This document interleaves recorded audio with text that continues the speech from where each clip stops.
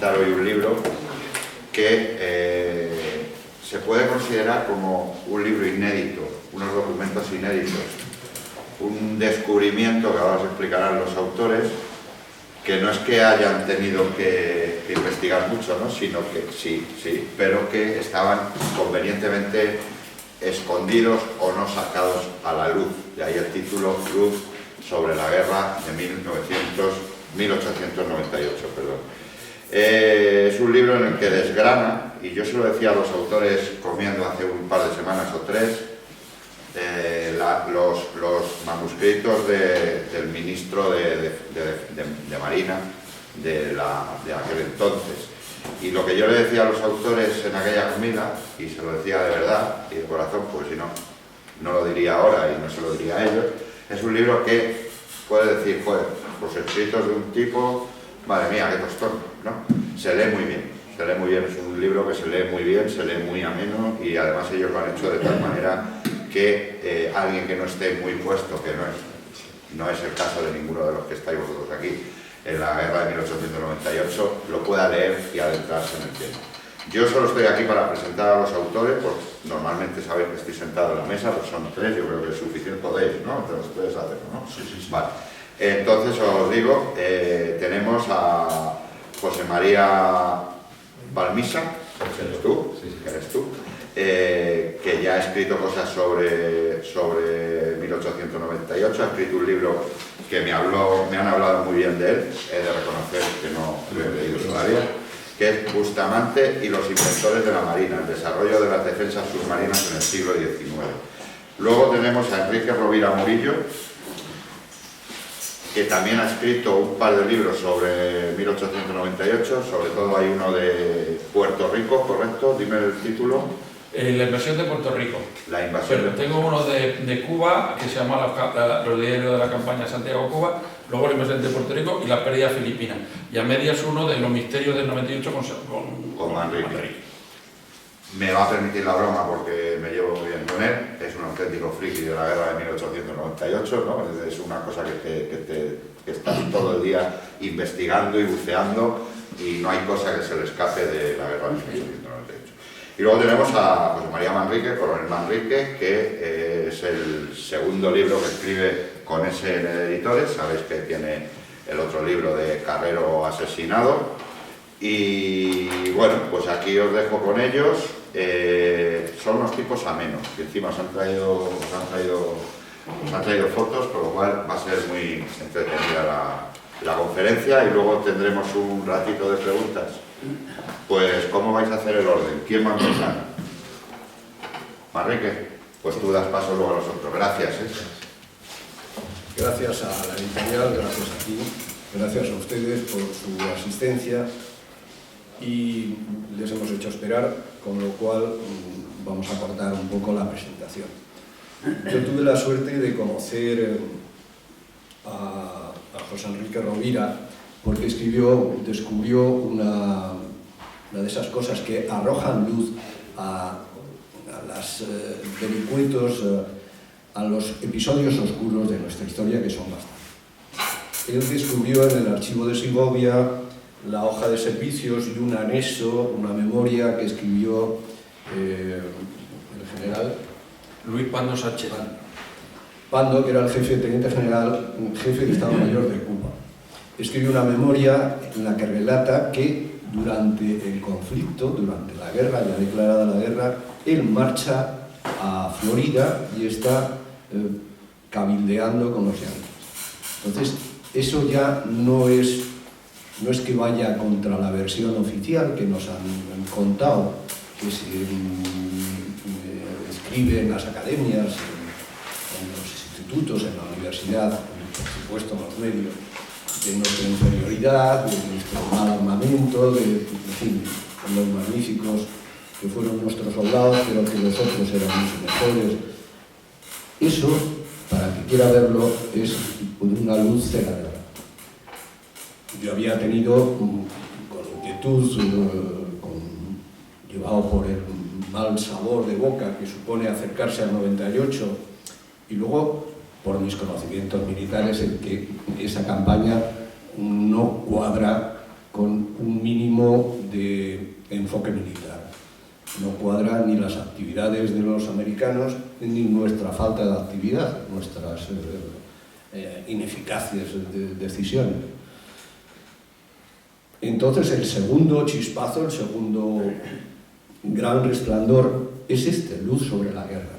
Este libro, el manuscrito de este libro, el manuscrito del capitán de navío asimilado a general, asimilado a almirante Auñón, ministro de la guerra después del desastre de Cavite, o sea, en el 98, pero después de Cavite hay un cambio en el ministerio y lo nombran a él.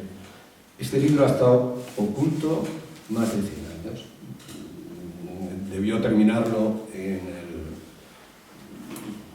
ya en el siglo XX, en el año 1905, así, por lo que dice en el libro, cita batallas navales entre Rusia y Japón, que son de esa fecha.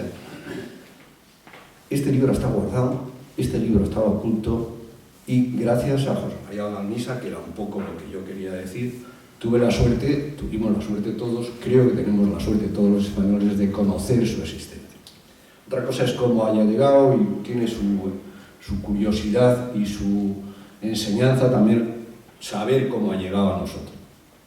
Y es un libro que es una fuente primaria porque está manuscrito, ha aparecido en la Biblioteca Nacional, no es una cosa que alguien haya hecho una trampa y haya contratado a un amanuense para que es histórico, está datado. La trazabilidad del libro prácticamente se puede hacer con claridad, está avalado.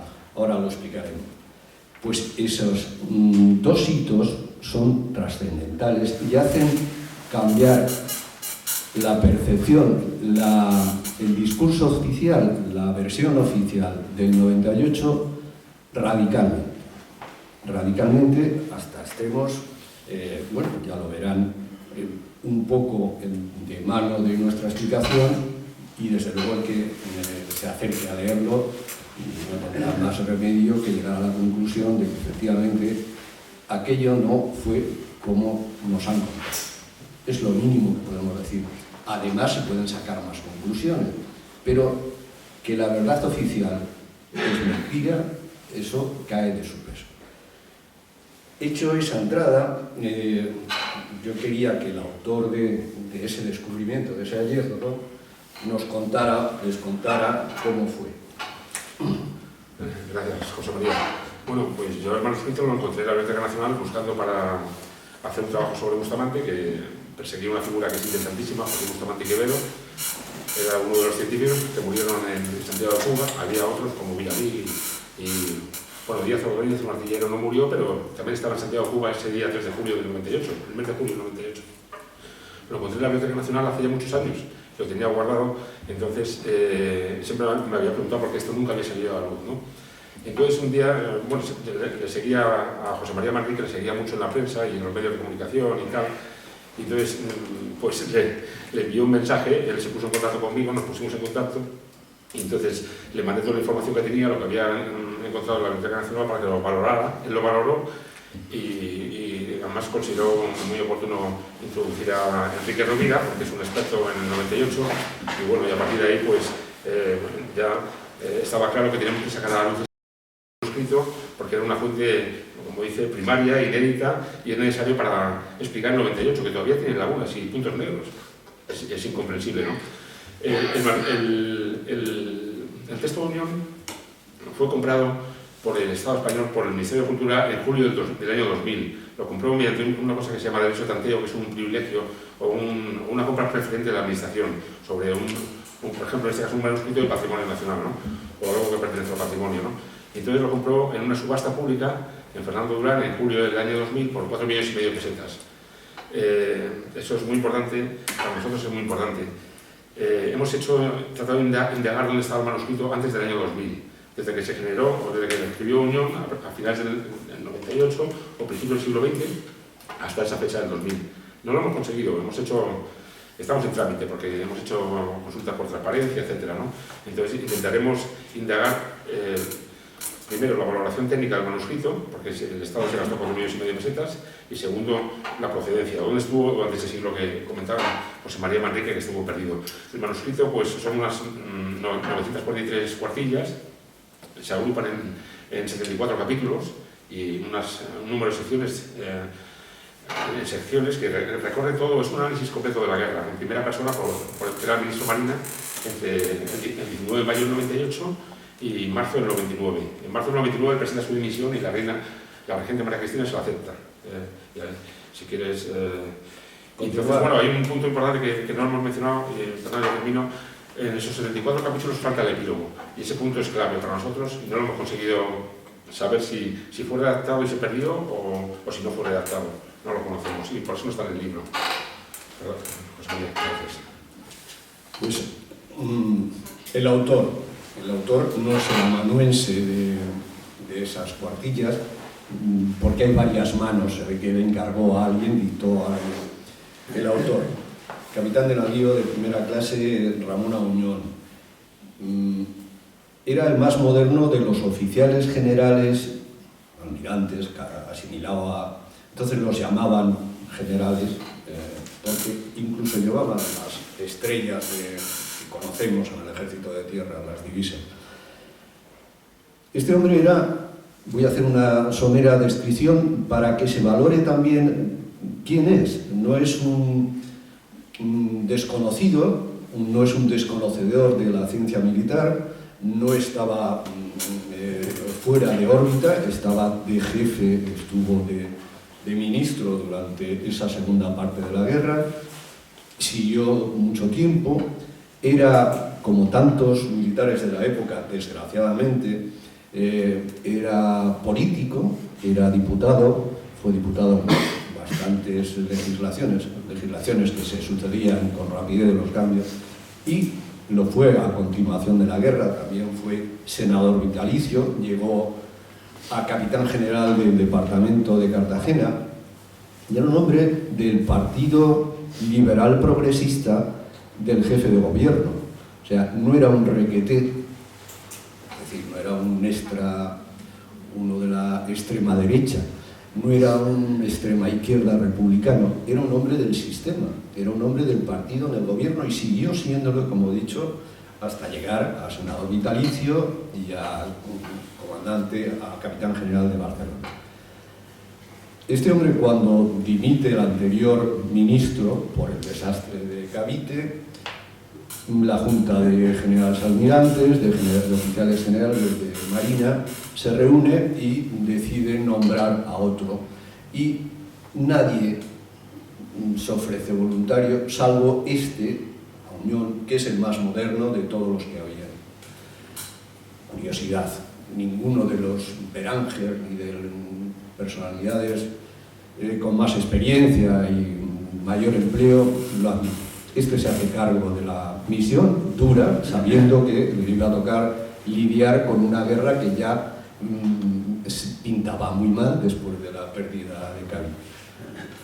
Y hace todo lo posible y lo cuenta. Voy un poco al final. Una vez que se produce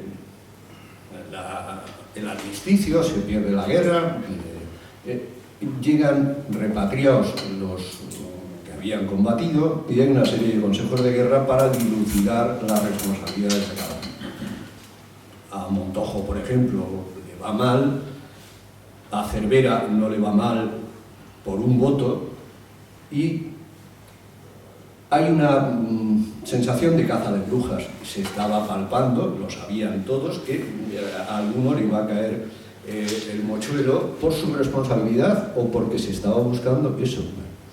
Seguramente este es el motivo. Se debió sentir amenazado y empezó a documentar lo que había hecho y lo que había pasado, por si tenía que hacer uso de ello. Aparte de su amor a la verdad, yo creo que egoístamente, inicialmente, él vio que esos consejos de guerra podían acabar llamándole a él, que Cervera había publicado un libro inmediatamente de repatriado y inmediatamente después del Consejo de Guerra, incluso con la autorización de la regente, de la reina regente y de los ministerios, o sea, apoyando su versión de que, bueno, pues había sido, pues, ¿saben?, había ido mal equipado, mal preparado, y la cosa había sido así porque tenía que ser. Este es el libro. Está documentadísimo. Primero porque es un hombre que tiene una formación buena, debió ser de los primeros de su promoción, siempre estuvo, como tantos marinos en su época, embarcado, estuvo mandando un crucero en el Río de la Plata cuando hay una revolución en Argentina, en fin, tiene su actividad militar, que estuvo en el Caribe anteriormente, pero era muy ordenado, tuvo varias comisiones de organizar las normas militares y demás.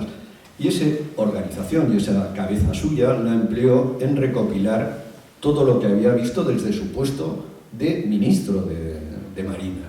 O sea, no era un señor que oía, que hablaba de oídas, no, él había estado al frente, había dado las órdenes, había visto si se cumplían o no se cumplían, había visto qué medios había adquirido, qué medios faltaban, dónde estaba el carbón, dónde no estaba el carbón. Todo eso, más sus auxiliares en el ministerio, que les encargó sin duda que le aportaran datos, son los que, muy bien organizados, vuelcan. Todos, desde resúmenes de prensa a los votos desfavorables o los votos particulares de los consejos de guerra. Los de guerra hay votos, la mayoría es la que se impone, pero a veces, cuando alguno de los vocales no ve claro el asunto, hace un voto particular porque no está de acuerdo con la sentencia. Normalmente esos votos particulares tienen el valor añadido de ir contra la mayoría, ir mojarse más, porque claro, es uno solo el que dice todos ustedes ven esto pero no se han dejado de ver o están equivocados. Todo eso está en el libro y es un acervo impresionante. ¿Por qué no lo publicó? Pues sin duda porque se pasaron las nubes de su posible condena, siguió la política, ascendió a contraalmirante y fue capitán general de Cartagena. Y luego siguió ejerciendo en la política como senador vitalicio. Entonces, seguramente, es especular, él dejó esto en reserva porque no le resultó necesario llegar a hacer sangre en su defensa.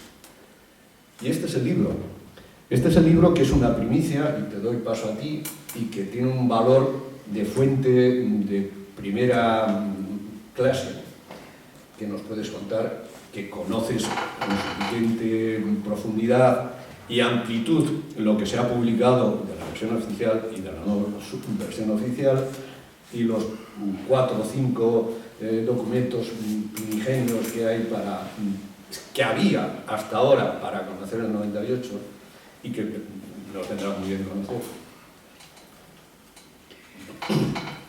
Buenas tardes.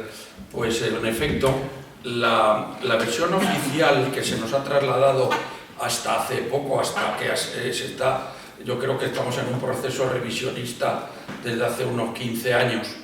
La versión oficial que se nos ha trasladado es la que venía señalada en los 5 libros que eran 5 protagonistas que estuvieron en Santiago de Cuba y que estuvieron en la escuadra de Cervera, que fueron el propio Pascual Cervera, que escribió su colección de documentos, que no solamente cuenta los documentos, sino que incluye las versiones oficiales de todos los comandantes y segundos comandantes, los cuales todos apuntan en la misma dirección que la versión oficial. Otra fuente primaria fundamental que hemos estado estudiando hasta ahora es el libro de Müller y Tejero, que era el segundo capitán del puerto de Santiago de Cuba. Apunta en la misma versión que nos ha sido trasladado hasta hace 15 años, que ahora hablaremos en general cuál es, pero que bueno, se fundamenta en que no había carbón, ni teníamos, los cañones no alcanzaban. El otro libro, tercero de los que comento, está escrito por Víctor, figura clave, mucho más clave de lo que nos parece, para mí muñidor de todo lo que ocurrió, que era capitán, comandante del Infanta María Teresa, que era el buque insignia del almirante Cervera, y da su libro y por supuesto nos cuenta que no había carbón, que los cañones no alcanzaban. Y El cuarto libro de otro testigo es el alférez Rodríguez Arderius, que era el segundo de Villamil, de don Fernando Villamil en el Furor, y debía de estar informado. Pues también va a la versión oficial que nos marca los otros tres. Y el cuarto es un cubano, que entonces era español, que estaba muy bien informado y sorprendentemente bien informado, además, Emilio Bacardí y Moró, que en sus libros Crónica de Santiago de Cuba, en dos tomos, son 20 tomos, pero los tomos 9 y 10 explica lo que ocurrió en Santiago de Cuba entre el 19 de mayo y el 18 de agosto, y sorprendentemente está muy bien informado, y también apunta a la misma versión oficial que los otros cuatro. Es decir, los 5 protagonistas que contaron en un libro extensamente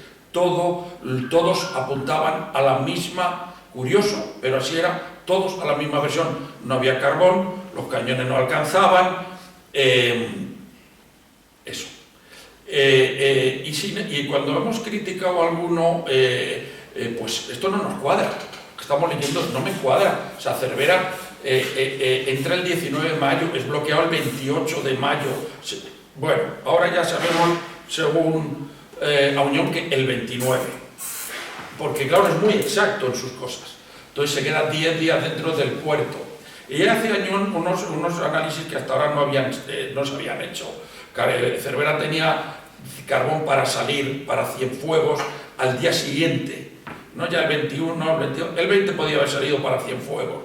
¿Qué es la importancia que tiene Cienfuegos o La Habana? Nosotros nos tenemos que ubicar que Cuba eran 2 países. Cuba eran 2 países con una trinchera enorme en el medio, que era la trocha que había hecho Weyler, que tenía, hoy en día no existe, bueno, hay un trozo, hay 1 kilómetro que se puede visitar. Hoy en día no tenemos idea de la importancia que tenía la trocha, que dividía 2 países. El oriente era insurrecto, solo las ciudades estaban en poder de los españoles, y el occidente era completamente España, y el terreno estaba en poder de España, y teníamos trenes. Hasta el punto que es curioso, cuando Maceo, en 1897, cruza la trocha, dice una frase que para mí es muy curiosa. Dice Maceo: crucé los Pirineos y entré en España. Hasta ese punto era importante la trocha. Cruzar la trocha era España, al otro lado de la trocha era el terreno revolucionario cubano. Entonces era muy importante haber cogido un puerto en el lado español, donde por trenes tienes todo tipo de suministros, podían mandarse refuerzos, y la guerra hubiera sido larga y casi imposible para vencer por los norteamericanos en Occidente, donde teníamos 180.000 hombres y ellos desembarcan 18.000. Entonces era muy difícil que España hubiera perdido la guerra si la escuadra hubiera estado en Occidente, y muy fácil perderla, aunque se perdió excesivamente fácil, porque más bien se entregó en Oriente. Pues bueno, esto es lo que explica Auñón, no me enrollo más, esto es lo que explica Auñón, las razones de por qué se podía haber ido a Occidente y no se fue, básicamente. José María, el viaje, o por lo menos la aproximación a las Antillas, ¿lo podemos hacer rápidamente? Sí, bueno, el viaje es muy interesante, y ahí eso se ha comentado bastantes veces y es fundamental, ¿no? La escuadra de Cervera tenía unos cruceros que estaban blindados, y luego tenía una flotilla de torpederos y destructores pequeños al mando de Fernando Villamil, capitán de navío Fernando Villamil. Esa escuadrilla salió el 15 de marzo de Cádiz y se dirige, como era el viaje hacia las Antillas, siempre tiene ese recorrido: Cádiz, Canarias y luego Antillas, ¿no? Entonces sale el 15 de marzo de Cádiz, llega el 20 y va a Canarias, pues ahí se aprovisiona, consigue carbón, etc. Y el 22 sale con órdenes de ir a Puerto Rico. Villamil tenía órdenes de ir a Puerto Rico directamente. Ocurre algo muy extraño que todavía no está claro por los historiadores que hemos podido seguir y lo que hemos visto en el libro. El 27 esa escuadrilla de torpederos se divide, se pierde. Esa escuadrilla iba acompañada por un carbonero, el Ciudad de Cádiz, y una parte se pierde. Entonces Villamil, que era el comandante jefe de esa escuadrilla, pues empieza a buscarlos, hace una búsqueda circular, aumenta el radio, etc., no lo consigue.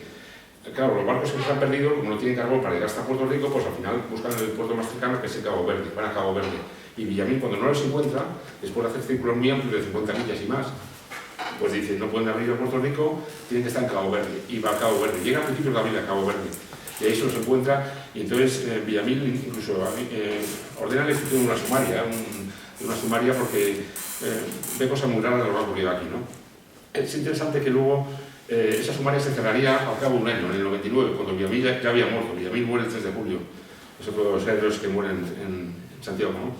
Y al final, el culpable, si se puede decir así, son las órdenes que dio Villamil y se le echa básicamente la culpa a Villamil. Lo explica muy bien en el libro, ¿no? Unas órdenes que dio que no eran ambiguas, ¿no? Básicamente. Pero lo importante es que llega a principios de abril a Cabo Verde y entonces eso cambia el sentido de la guerra, porque cuando lo ordenan salir rápidamente a Cervera ya de Cádiz, le dicen que vaya a Cabo Verde a reunirse con las cuadrillas de torpederos, básicamente porque McKinley, el presidente americano, está amenazando a nuestro gobierno directamente, que abandonemos la isla a toda velocidad, ¿no? Entonces, se reúnen en Cabo Verde y eso cambia el sentido, porque si la escuadrilla de torpederos hubiera ido hasta Puerto Rico, Cervera, con su buque más rápido, también lo hubiera ido, con los dos buques que tenía ahí, hubiera ido hasta Puerto Rico y ahí le esperaban otros cruceros, el Oquendo y Vizcaya. Entonces, la masa de la fuerza se hubiera reunido en Puerto Rico y ahí hubiera cambiado el sentido de la guerra radicalmente. Ahora se declara el 21 y podían haber ido a La Habana, un puerto fortificado, etc. Hubiera muchas más posibilidades. Como se tuvieron que reunir en Cabo Verde, aquello cambió el sentido de todo, ¿no? Y ahí ocurre una cosa que es una de las polémicas más importantes que señala, ya termino, perdón, cuando se tiene que reunir toda la escuadra de Cervera en Cabo Verde, el Vizcaya y el Oquendo, que estaban en Puerto Rico, tiene que cruzar hasta Cabo Verde. Ellos llegan el 19 y las órdenes detalladas que recibe Cervera llegan el 18, porque a Cervera le habían dicho que fuera a Cabo Verde, donde están las cuadrillas de torpederos, y se aprovisionara, ¿no? Y buscara carbón y víveres, etc., ¿no? Pero las órdenes de detalle, a dónde tiene que ir y tal, con más detalle llegan el 18. Y entonces ahí a Unión hace una crítica fuerte porque Cervera reúne a sus comandantes, a los comandantes de los buques, y en lugar de transmitir las órdenes de ejecutivo, se dice Unión, lo que hace es preguntarles si consideran conveniente ir o no a las Antillas. El clima ya estaba muy enrarecido, porque nadie quería ir a las Antillas, también pensaban que dejar desprotegida la península era un error, etc., ¿no? Pero no transmite las órdenes, eso lo dice Unión, no transmite las órdenes claramente, ¿no? Y bueno, y a partir de ahí, pues nada, hacen el viaje, las órdenes son dirigirse, bueno, se formó una junta de almirantes que ha comentado, y las órdenes ya no eran ir a Puerto Rico, sino le dejan ir, las órdenes son ir hacia las Antillas, ¿no? Y él busca una derrota adecuada, que es la que hace Cervera, una derrota muy inteligente, eso sí que lo hace, y evita las escuadras de Samson y de Chile, eso no sé si me lo he hecho, perdóname. Sí, un poco por encima.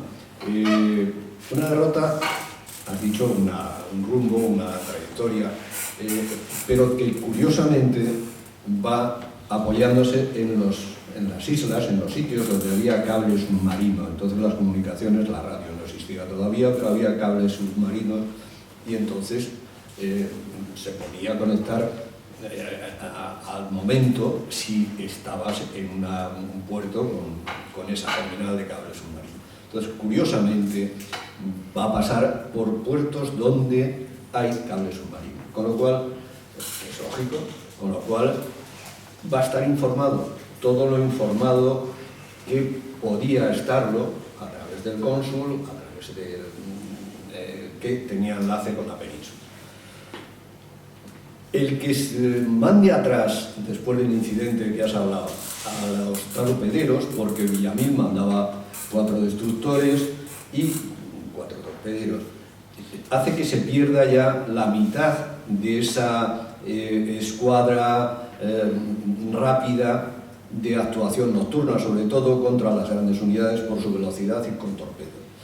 Con lo cual ya ahí se pierde, y hay un voto particular y en el anexo que recoge a Unión, ahí se pierde una parte importantísima de la escuadra. Pero además, en vez de ir a Puerto Rico, se va hacia Martinica, y en Martinica llega y está en el mismo momento en que estaba bombardeando la mitad de la escuadra yanqui Puerto Rico. Con lo cual, si no en el momento, al día siguiente, pudo estar enterado de ese bombardeo. En todo caso, si lo supo, ese bombardeo había supuesto que la escuadra americana, que estaba yendo muy malamente en cuanto a puntería a San Juan de Puerto Rico, se había quedado prácticamente sin munición y se iba a retirar otra vez al continente americano para reponer. ¿Qué es lo que hacen? O sea, si no lo sabe, lo debió saber. Siempre nos quedará esa duda. Y en vez de ir y además ahí, luego hablaremos, hay un carbonero, hay un buque hospital, pero que tenía carbón para administrar, y eso es noticia de Auñón, porque es noticia de hace unos meses, no se sabía o se había ocultado. Con lo cual la excusa de que no tenía carbón, incluso que no sabía dónde estaba la escuadra, queda un poco en el aire. Pero luego va bajando y también en las islas holandesas pudo enterarse de ese ataque a Puerto Rico, pudo suponer perfectamente que la escuadra se había retirado, la mitad de la escuadra se había retirado, pudo acercarse a Puerto Rico y no lo hace. También pudo irse a otros puertos y va precisamente a Santiago de Cuba. Y yo creo que si pintas eso, José Enrique, esa parte de la llegada a Santiago de Cuba y de la actuación de la escuadra en Santiago de Cuba, ya con eso les hemos puesto un poco en situación a nuestros oyentes y podemos pasar a sus preguntas. Bueno, pues lo que decía antes, el hecho de que Auñón critique a los 5 protagonistas anteriores, bueno, da una versión distinta. Los 5 protagonistas anteriores que hemos mencionado dan todos la misma versión. Los cañones no alcanzaban, no había carbón. Y Auñón de repente da una versión distinta de los otros 5. Ya hay 6 fuentes primarias, no 5, y 2 versiones. Esto es lo importante. Ahora ya hay 2 versiones sobre la guerra, no una. Antes solo había una versión, ahora hay 2 versiones. Y esta es crítica con Cervera. Da todo tipo de elementos para que analicemos, como por ejemplo los telegramas del enemigo, los telegramas cruzados entre Cuba y Santiago, entre Santiago y Madrid, entre Madrid y La Habana. Cervera estaba perfectamente informado en todo momento de dónde estaban las escuadras contrarias por telegrama, porque Santiago tenía telegrama, y curioso, los americanos no lo sabían, porque los americanos habían cortado un cable telégrafo en Cienfuegos pensando que era el cable telégrafo de Cienfuegos a Santiago, pero no, el que cortaron fue el de Santiago a Júcaro, el de Cienfuegos a Júcaro, un cable menor, y el grande, el submarino, que enlazaba a Santiago con Cienfuegos, estaba entero y se pudieron comunicar hasta el último día. Bueno, hasta el día 7 de junio, que lo cortan en Guantánamo, porque ese cable desgraciadamente no llegaba a Santiago, llegaba a Guantánamo. Pero bueno, y de Guantánamo iba a Santiago. Pero hasta el día 7 de junio tenían una información casi moderna de la situación de los buques contrarios.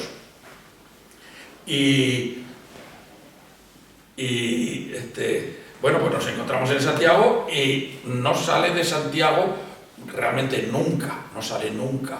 Él dice que queda bloqueado el 24. Esto lo señala a Auñón muy claramente. Cervera manda un telegrama el 24 de mayo diciendo estamos bloqueados. Y luego Auñón hace un análisis de qué tenía Cervera delante de sí el 24. No había nada. Había 2 barcos pequeños, bueno, un transatlántico artillado, el Saint Paul, y un pequeño patrullera, el Yale, que además desaparecieron por la tarde. Es decir, realmente cuando comunica Cervera que está bloqueado, no había barcos delante. Los pocos que había desaparecieron por la tarde. Y no llegan los barcos grandes norteamericanos hasta el 29, la noche del 28 al 29. En todo ese tiempo Cervera podía haber hecho 2 cosas que analiza muy bien Auñón.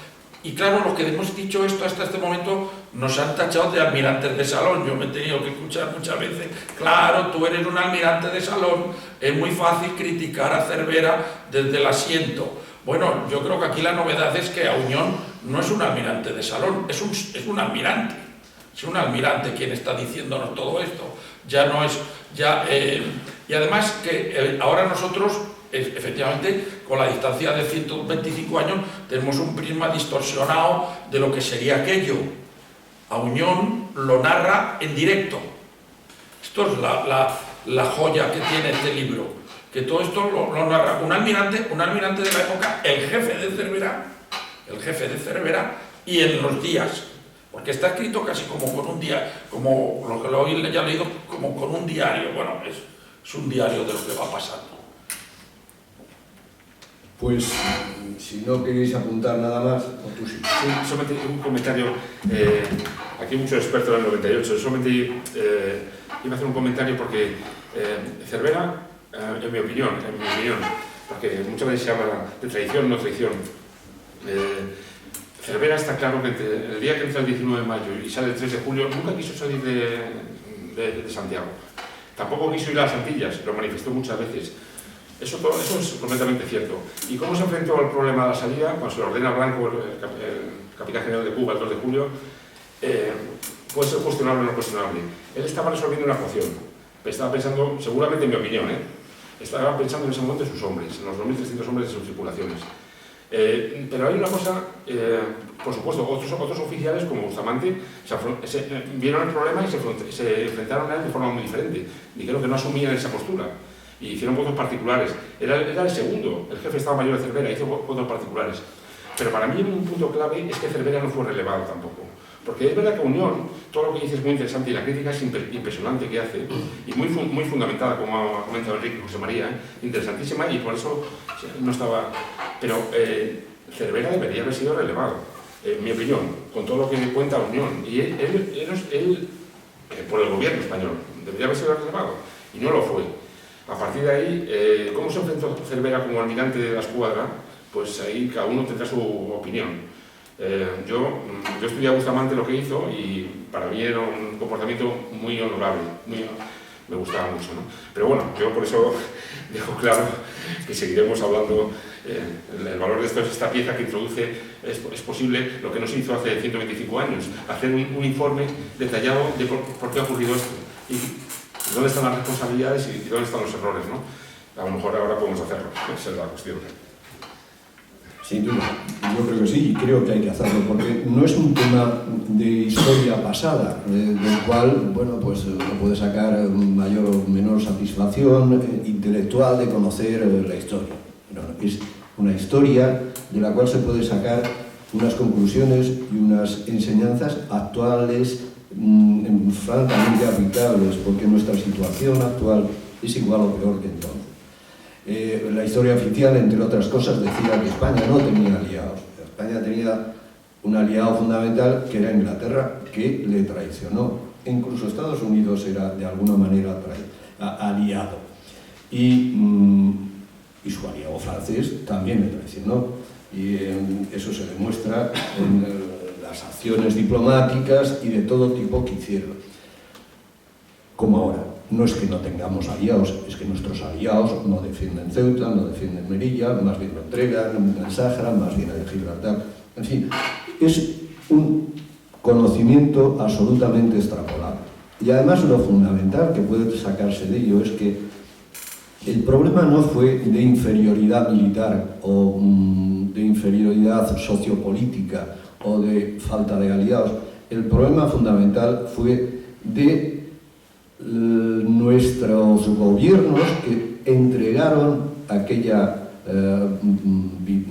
victoria, aquella guerra a los norteamericanos, de lo cual también podemos sacar conclusiones, y lo cual se puede fundamentar claramente en esto, porque todas las disposiciones que se hacen, desde el boicotear, anular, hundir el submarino Peral, la muerte, el magnicidio de Cánovas, el que una vez muerto Cánovas, asesinado de aquellas maneras y resuelto o no resuelto el magnicidio de aquellas maneras, la regente, en vez de seguir dando el poder al mismo partido liberal conservador, no, se lo da a Sagasta, al liberal progresista partidario de la entrega y, en fin, es absolutamente extrapolable, es una enseñanza que se puede sacar.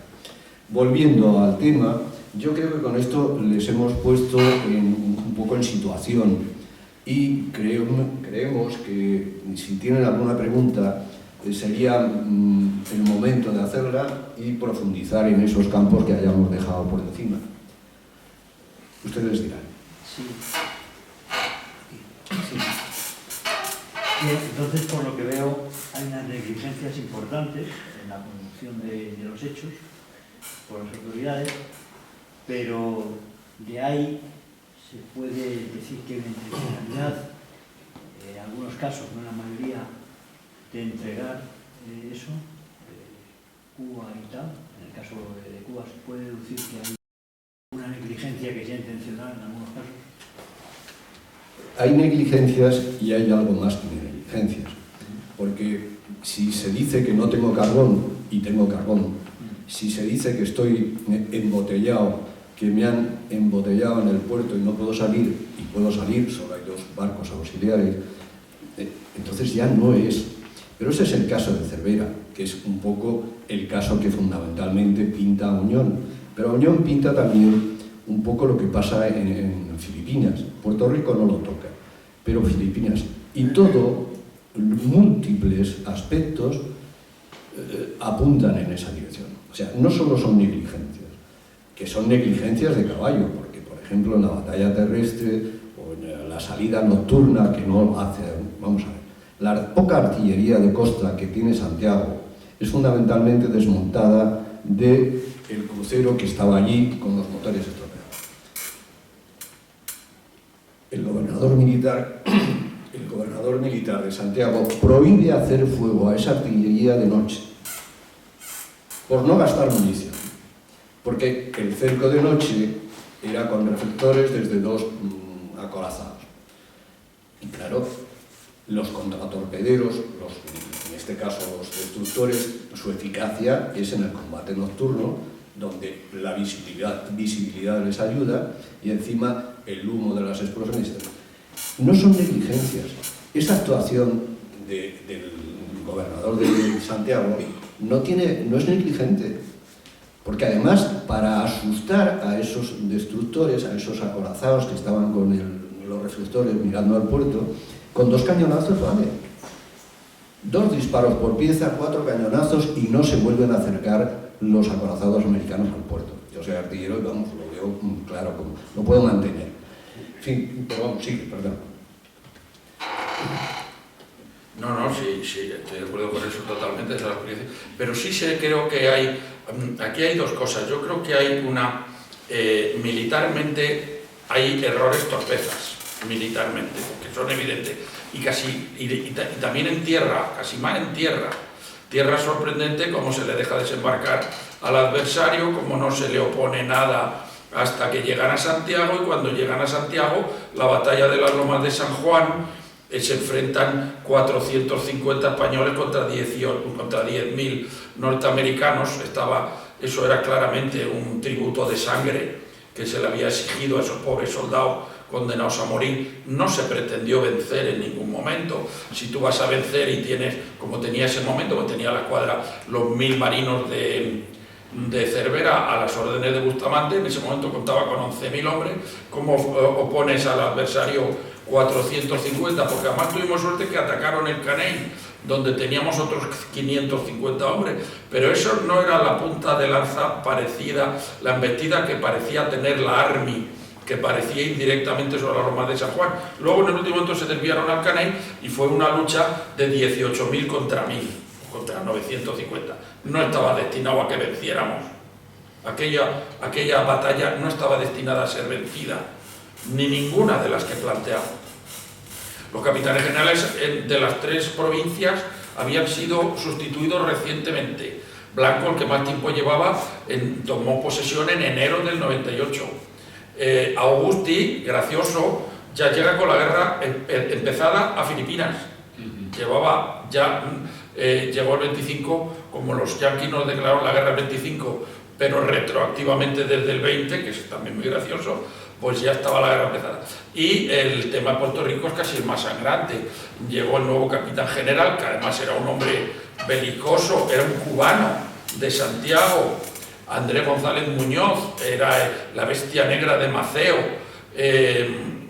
un guerrero, y el mismo día que llega a Santiago, a San Juan de Puerto Rico, muere, el mismo día, circunstancias más que extrañas, y su sustituto ya es como de la otra banda. Macías no se defendió en ningún momento en Puerto Rico, o sea que sí que yo veo que aunque hubo torpezas militares, por encima de esas torpezas militares había una mano negra y un plan trazado. Yo haría una pregunta. Primera, ¿qué hay de cierto en que los Estados Unidos habían comprado al gobierno español por 1 millón de euros a cada uno y al gobierno en sí, a España, le darían 20 millones que se lo pondrían en Londres para que luego fuera repatriado de España? Eso es una de las cosas que se ha comentado. Por otra parte, me parece que el carbón tampoco era tan importante porque podía funcionar con madera. Y parece ser que en algunos casos incluso madera también abundaba muchísimo. Y para un momento determinado, el poner de pega el carbón o de excusa no sería una excusa eficiente, ya que podían haber utilizado los barcos madera, ¿no?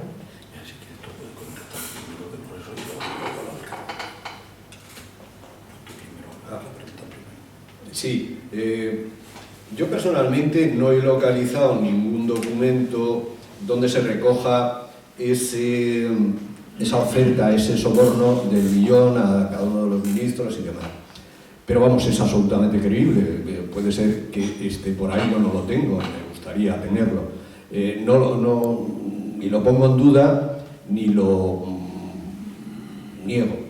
No lo niego porque desde siempre, prácticamente, desde que las 13 colonias norteamericanas se independizan, están ofreciendo dinero por compra, pero a los sucesivos, desde Prin, antes de Prin, posteriormente.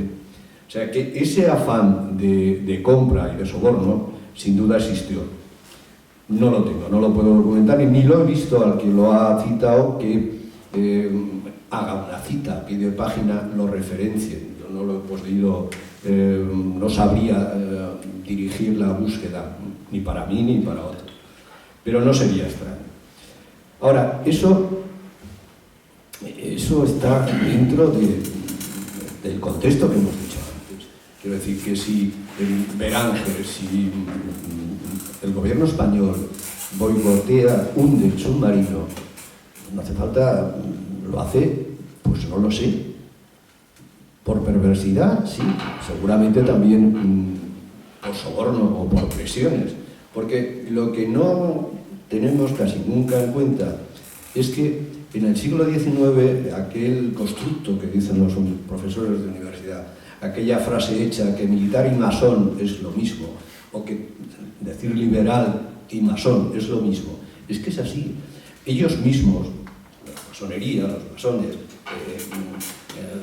Ferrer Benengeli, dice que el siglo XIX fue la edad de oro de la masonería. Esto estaba preñado, plagado de...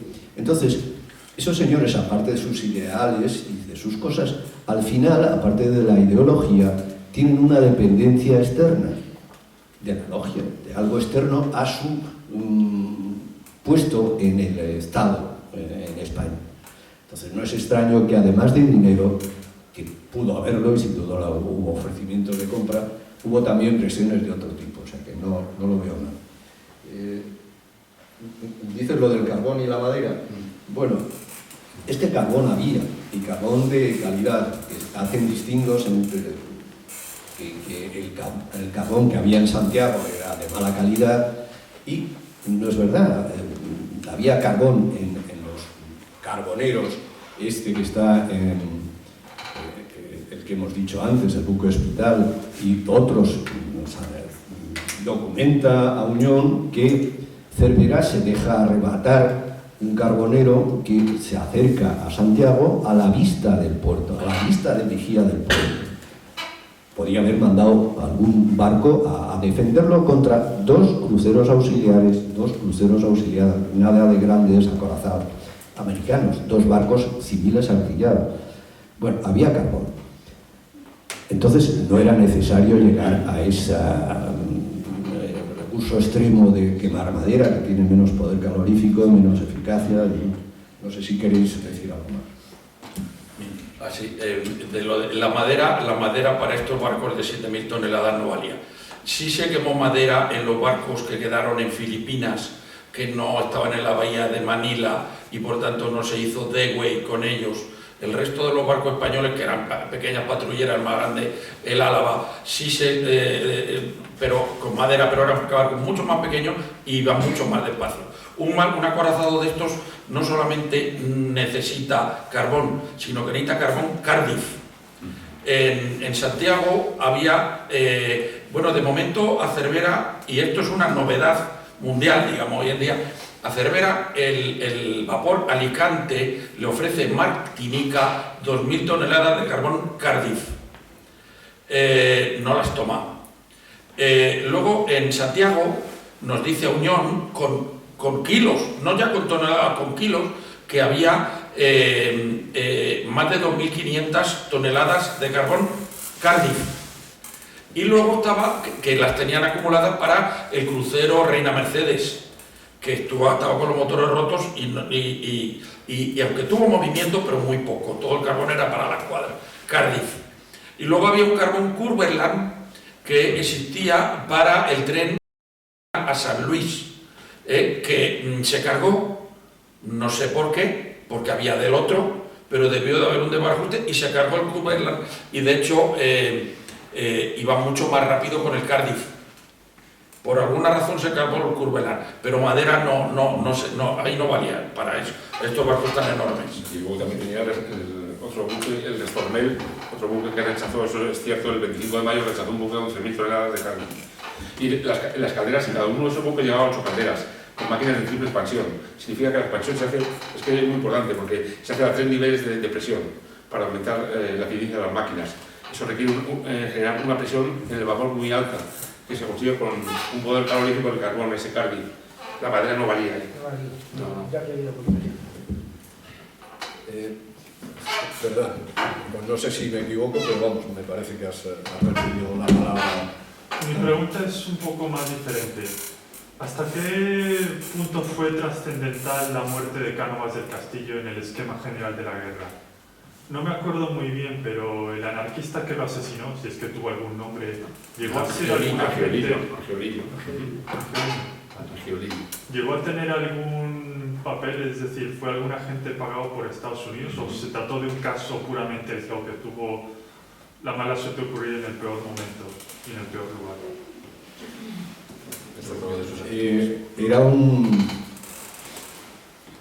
Era un terrorista, por decirlo así, fichado en Barcelona cuando los anarquistas y uno de sus lanzaron el día del Corpus una bomba.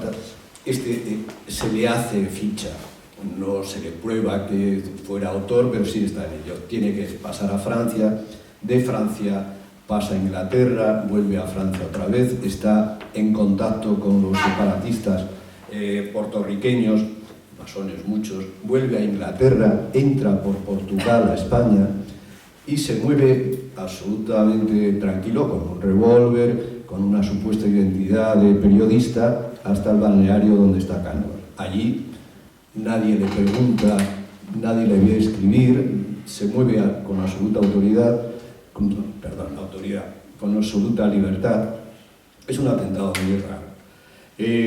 ¿Se puede probar? Pues se puede probar que recibió dinero de esos separatistas puertorriqueños en Francia, cuya junta central estaba en Estados Unidos. O sea, todo eso está escrito, está documentado. Y cabe pensar, lógicamente, que no actuaba solo y que la policía le dejó hacer de algunas maneras, como en tantos magnicidios. Porque si cualquiera de nosotros llega a un balneario donde está el presidente del gobierno y se mueve por allí con tranquilidad, lo menos que puede pasar es que le pregunten y le registren, pero estuvo mucho. Y le ajusticiaron, Consejo de Guerra sumarísimo, sobre la marcha en apenas unos días. O sea, no se hizo una investigación de, bueno, este señor se le aplica la justicia, pero va a cantar o no va a cantar. O sea, seguramente. La trascendencia, mucha. porque fue un cambio. No es que los liberales conservadores fueran panacea, pero el que había dicho que hasta el último hombre y hasta la última peseta, y había puesto a Baylor y estaba ganando la guerra, y era cuestión de tiempo nada más que los que quedaban en Oriente, los mambises que quedaran en Oriente, se acabaran rindiendo o muriendo. Bueno, pues eso supuso relevo de Baylor, relevo de todos los capitanes generales y un absoluto cambio, poner a los liberales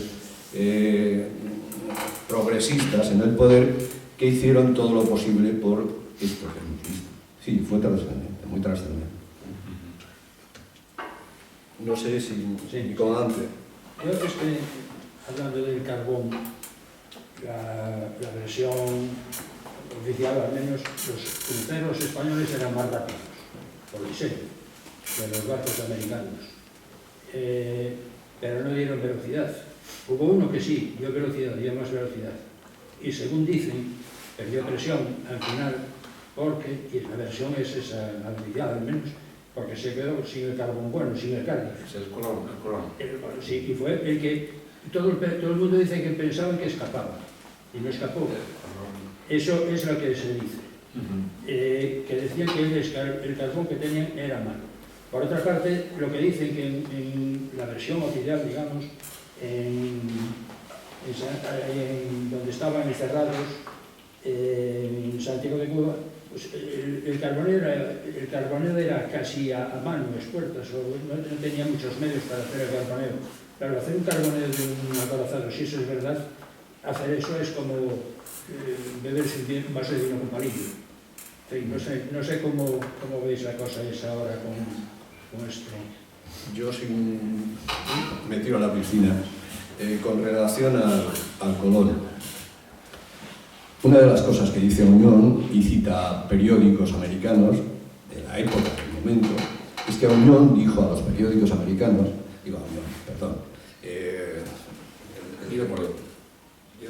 Díaz Moreno, que él podía haber escapado. ¿Sí podía?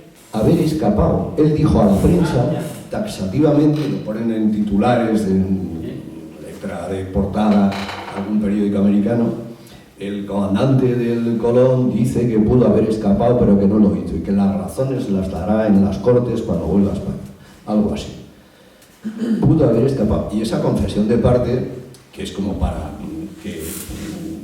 de un loco, porque si un capitán de navío que dice que pudo haber escapado y no escapa y lo dice en público, a la vuelta le tenían que haber fusilado, coger esas declaraciones y haberle hecho un sumarísimo consejo. No le pasó nada, no le pasó nada. Y eso está escrito, y todavía hoy en internet se puede buscar, porque los yanquis tienen más papeles digitalizados. Hemos encontrado uno, vamos, está por ahí. Porque además él se tiró a costas sin casi haber recibido un impacto. O sea, se tiró en explicarlo todo, si no eso del carbón. O sea, no sé. Ahí en el libro hay al final un anexo que yo creo que es novedad, que es el informe del capitán Clark del Oregon, que fue el que le hizo un blanco por recibido 2 impactos y los 2 fueron del Oregon al Colón. Aquí cuenta una cosa muy curiosa, aunque en el informe oficial del Colón, que lo firma Paredes, aunque luego Díaz Moreno le exigieron que hiciera otro y firmó otro, en el de informe oficial de Paredes solo aparece un muerto.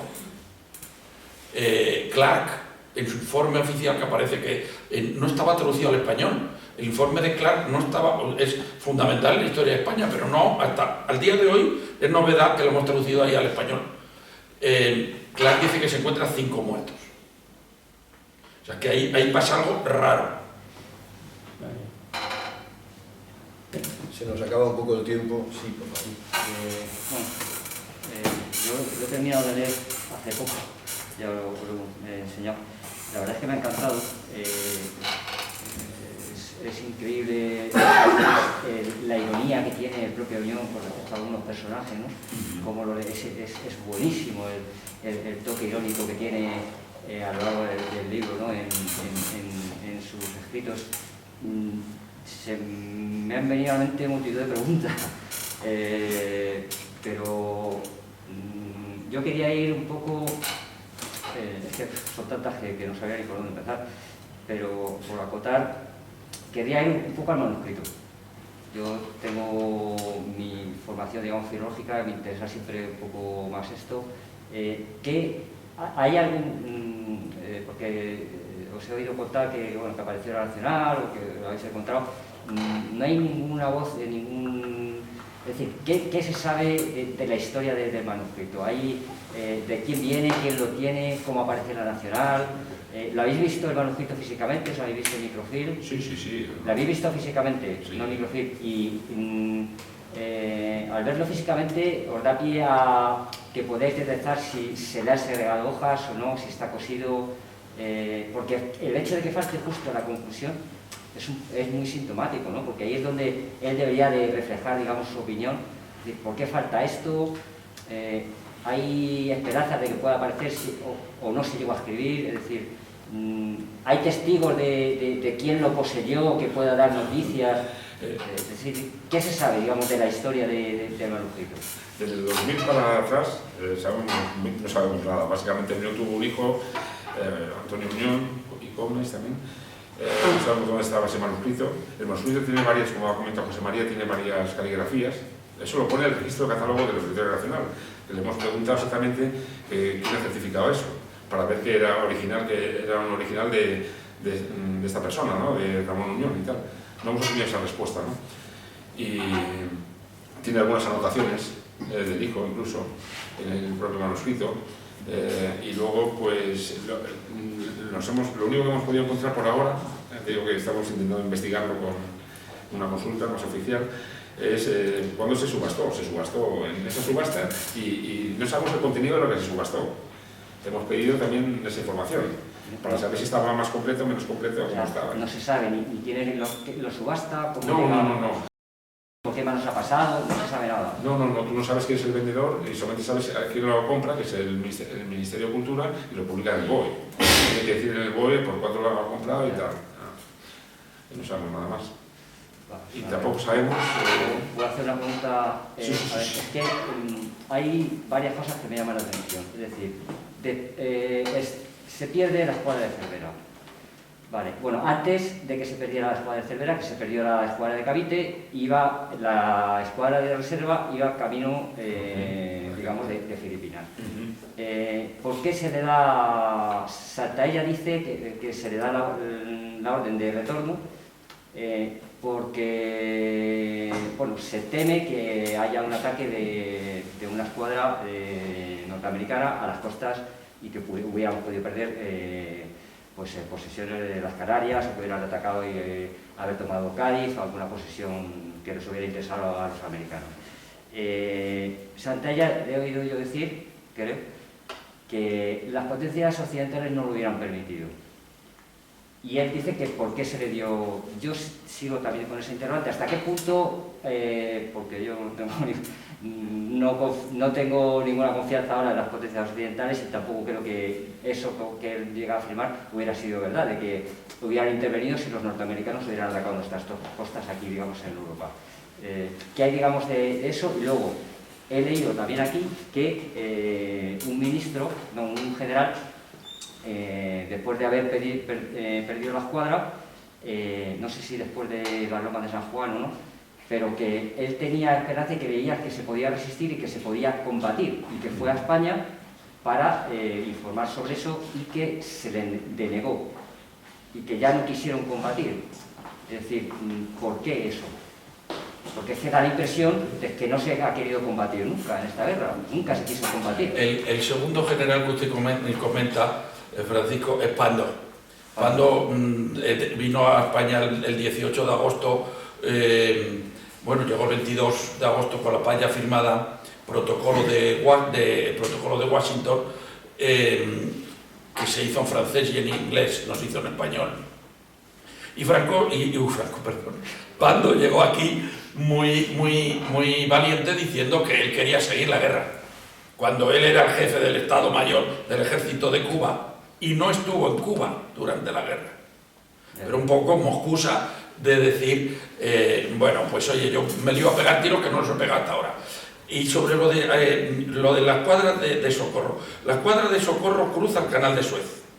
Lo llega a cruzar y pagamos los 300.000 francos franceses que cuesta cruzarlo. En Port Said nos entretuvieron unas 2 semanas. Como ya se sabía, los ingleses se pusieron de parte de los norteamericanos y lo único que pudieron hacer era no permitirnos carbonear en el puerto de Port Said. Tuvimos que carbonear fuera, pero el canal es francés y nos permitieron, era Egipto un protectorado inglés, pero el canal francés, nosotros cruzamos el canal, lo que no nos permitieron en territorio inglés carbonear. Tuvimos que salir fuera, se carbonea lentamente y cruzamos el canal. Y cuando ya estamos en Suez, que está ya al otro extremo del canal, en el Mar Negro, es cuando nos dicen tenéis que volver porque van a por las Canarias. Y yo he oído muchas veces el que Inglaterra no lo hubiera permitido. Pienso que es falso y no puede haber más falsedad que esa. Inglaterra lo fomentó. Inglaterra le ofreció a España hacer en Canarias un protectorado protegida por Inglaterra para que los yanquis no nos lo tomaran.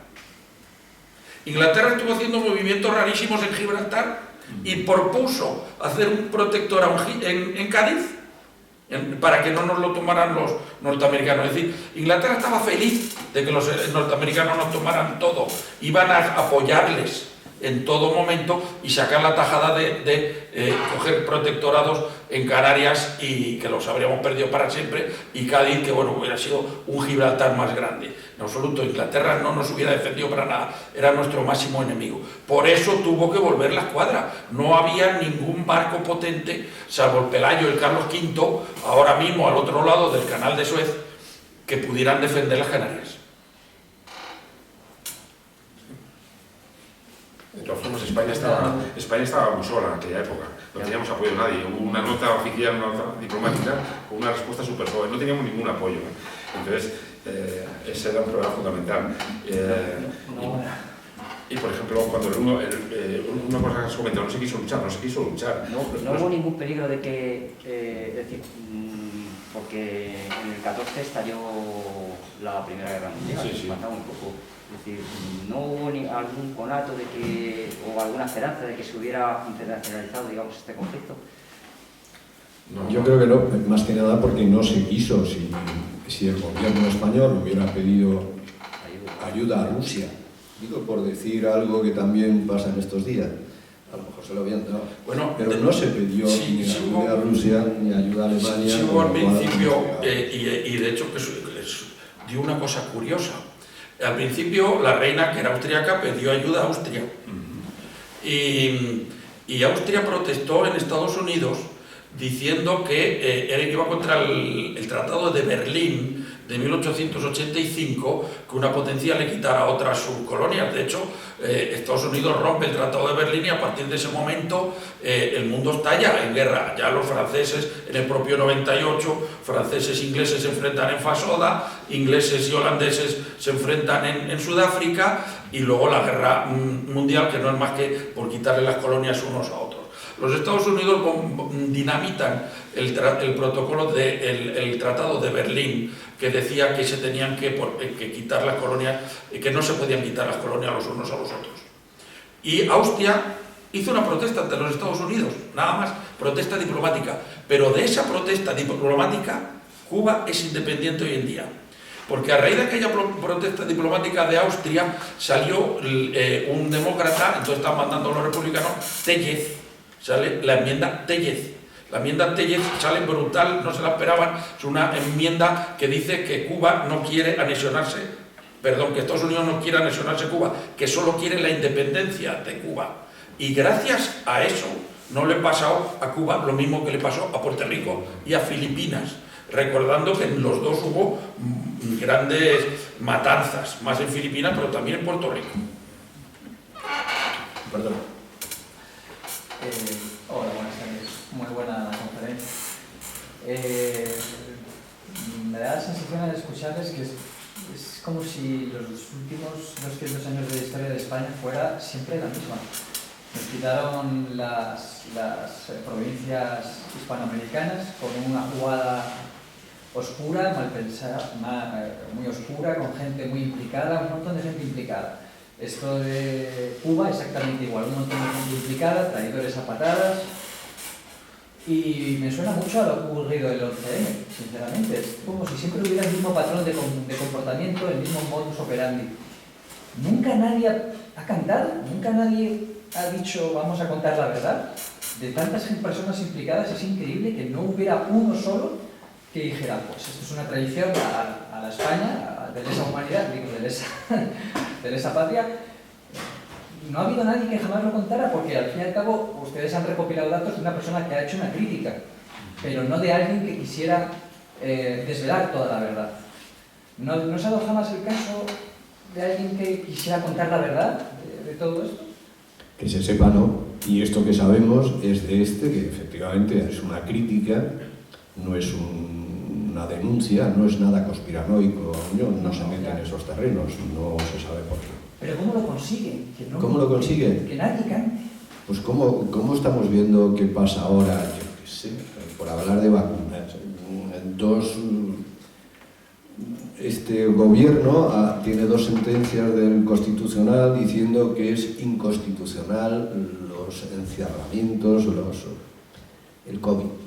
Las 2 aplicaciones de un estado de alarma, de un estado de excepción, No pasa nada. No pasa nada. ¿Alguien se ha levantado porque le han cerrado los altos hornos o el reactor químico de su...? ¿No? La presión es tanta que es bastante plausible que no se haga. De hecho, no se hace. Y si en algún momento se ha hecho, pues a lo mejor la han tapado y no se sabe. Pero efectivamente es así. El siglo XIX es así.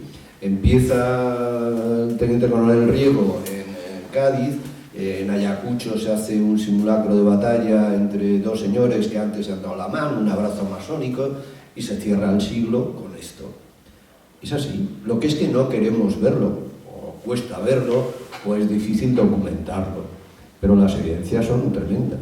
Y la evidencia de que hay también una mano negra muy poderosa que tapa estas cosas y que al que seguramente que quiso criticar algo, pues no sé si le hicieron presión o no, pero él mismo se autocensuró, que es lo que hacemos casi todos en este mundo, lo estamos viendo.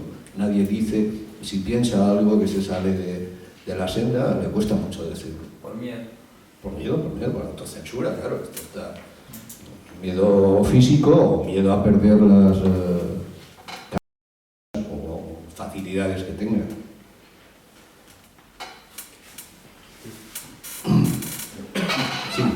¿Había submarino en aquel momento ya operativo o no? ¿Sac Peral tenía el submarino? No, el submarino Peral en el año 1985 y muere en 1990. El submarino Peral muere en 1990, es cuando le ordenan que reponga, que devuelva el submarino y tal. Y por aquella época, no, el submarino no existía. No existía. ¿Alguna potencia europea tenía submarino? Es muy interesante eso.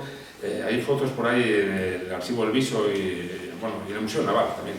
Hay unas fotos de los submarinos en el norte de Dinamarca. Los submarinos que existían en aquella época no eran como el de Peral. El Peral tenía ciertas toneladas de baterías, tenía 600 baterías. Era el primer submarino eléctrico que se había diseñado. Había luego un francés que le copió a Peral, que se llamaba Gimnot, que era muy similar, pero mucho peor, porque no tenía el aparato de profundidades, no era capaz de disparar torpedos. El Peral disparaba 3 torpedos, tenía 3 torpedos, tenía era muy interesante ese submarino, sí que. Pero, los submarinos, los prototipos que había, los ingleses tuvieron varios prototipos que tenían una máquina de vapor dentro del submarino. Lo que hacía era, la máquina de vapor lo utilizaban para navegar en superficie, luego llenaban un cilindro de aire comprimido y navegaban un poco debajo de la superficie y volvían a salir. Eso era lo que tenían los ingleses. Y a pesar de eso, se lo vendieron a los turcos y se hundieron varios.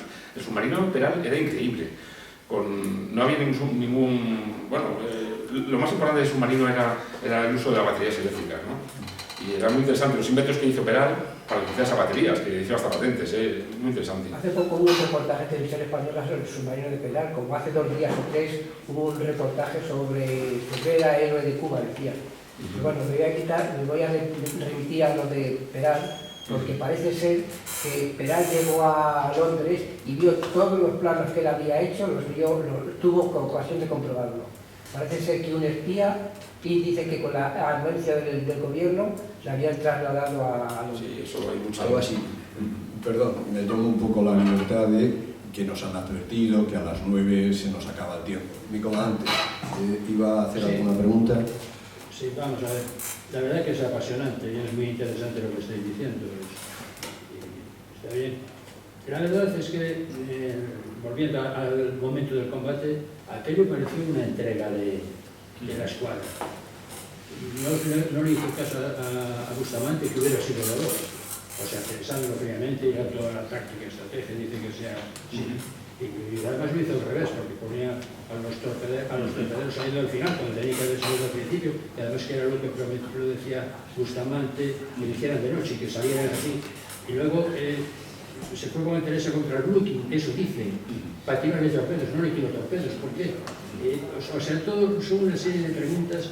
Además, Blanco le dijo, salga, y salió a las 8 de la mañana, echando humo, con el práctico, parando todos, mientras los otros, que también los americanos se deben de quedar sorprendidos, que si no hubieran estado allí, pero, o sea, es todo un poco raro. Y además, tierra, si hubieran aguantado, a lo mejor los de tierra hubieran ganado, porque estaban a punto, pero todo es un despropósito, la verdad. O sea que eso de la entrega, que es lo que se hizo, que se estaba pensando, muchos querían deshacerse de Cuba, porque era caro.